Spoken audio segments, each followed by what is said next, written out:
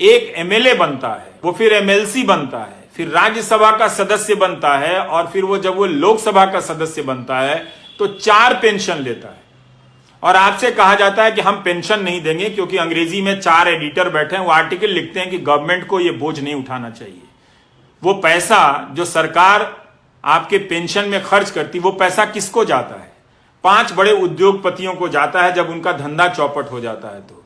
तो सरकार जनता का टैक्स लेकर जनता का पालन पोषण ना करे और 4 उद्योगपति का धंधा डूब जाए तो उनको 5 लाख करोड़ दे और 2.5 लाख करोड़ आपके पेंशन पर खर्च ना करे, और कहा जाता है कि आप एनपीएस में निवेश करें। क्या हम और आप एक ही योग्यता रखते हैं? मान लीजिए कि मेरे पास 10,000 है और आपके पास भी 10,000 है, यहां पे 100 लोग हैं, सबके पास 10-10 हजार है।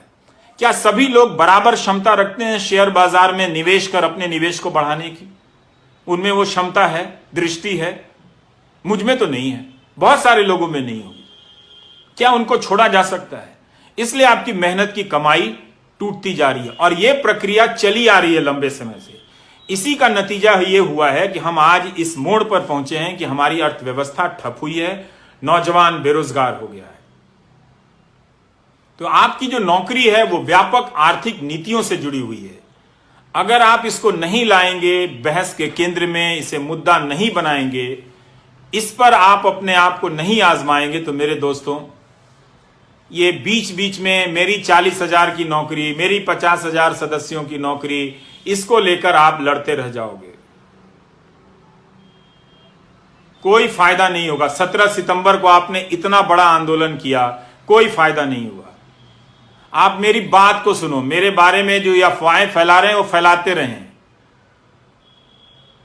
आईटी सेल का यही काम है, उनको मालूम है कि मैं बुनियादी सवाल कर रहा हूं, और ये वो सवाल है जो 2017 से उठाने के कारण मेरा मजाक उड़ाया जाता है, पर मैं जानता हूं कि यह गलत हो रहा है, इसका शिकार मैं भी हूं।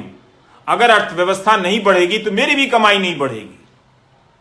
हम जैसे लोग जो ऊपर जा रहे हैं नीचे सड़क के नीचे आ जाएंगे, और आपको तो जीवन में 10 साल या 5 साल के लिए ऊपर जाने का भी मौका नहीं मिलेगा। मुझे तो मिला भी, लेकिन मेरे जैसे बहुत कम लोग हैं, और आप जैसे जो मुझसे ज्यादा काबिल हैं, आप लोगों को एक सिस्टम की नीतियों के तहत बर्बाद किया गया। आप समझिए इस बात को।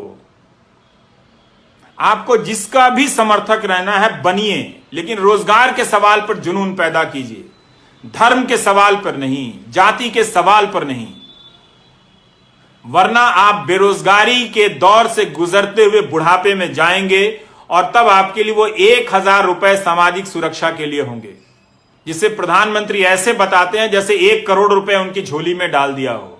अपना पेंशन बता दें विधायकों का या सांसदों का, उसकी तुलना में अब आप और हम रिटायर होंगे तो 5,000 रुपया पेंशन नहीं होगा हमारा। हम कैसे जिएंगे, ये हमारा सवाल है। ऐसा नहीं है कि सरकार के पास पैसा नहीं है। अगर सरकार 10-10 लाख करोड़ रुपए बड़े उद्योगपतियों के बेल आउट पे खर्च कर सकती है, जो संख्या में सिर्फ 10 होते हैं या 100 होते हैं, तो सारे सरकारी कर्मचारियों को सरकार पेंशन दे सकती है। आपने 20 साल का यह दौर बिना पेंशन का देख लिया। कई लोगों ने जो ग्रामीण डाक सेवा में काम करते हैं, उनके किसी एक बच्चा बाहर के देश में नौकरी करता था, उसने लिखा कि यह समस्या बहुत बड़ी है, हमारे पिताजी और उनके दोस्तों का की पेंशन नहीं आ रही है, आप उठाइए। ये 2018 की बात होगी या 19 की बात होगी। तो मैं इस विभाग को नहीं जानता था, तो उस लड़के ने कहा कि मैं न्यूजीलैंड या कहीं हूं तो मैं कमाकर अपने पिता को भेज देता हूं। पर उन्हें बहुत शर्मिंदगी होती है कि सरकारी नौकरी में 40 साल रहने के बाद भी बुनियादी जरूरतों के लिए बेटे पर निर्भर हैं। अच्छी बात है कि उनका बेटा भेज देता है, पर बहुतों के घर में ऐसी परिस्थितियां नहीं होंगी। उन्होंने बताया कि उनके पिता के कई दोस्त गरीबी में मर गए, इलाज की कमी के कारण मर गए। ये कब तक आप गोदी मीडिया का न्यूज चैनल और आईटी सेल देख देख कर ये तमाशा करेंगे? कब तक होने देंगे? इससे आपको क्या मिला? यह आपको समझने की जरूरत है। इसीलिए मुझे लगा कि मुझे नौकरी पर चर्चा करनी चाहिए। मैं क्यों पढ़ रहा हूं एक अर्थशास्त्र, ये मेरे काम का हिस्सा नहीं है। आज भी दो नेताओं ने कुछ बेहुदगी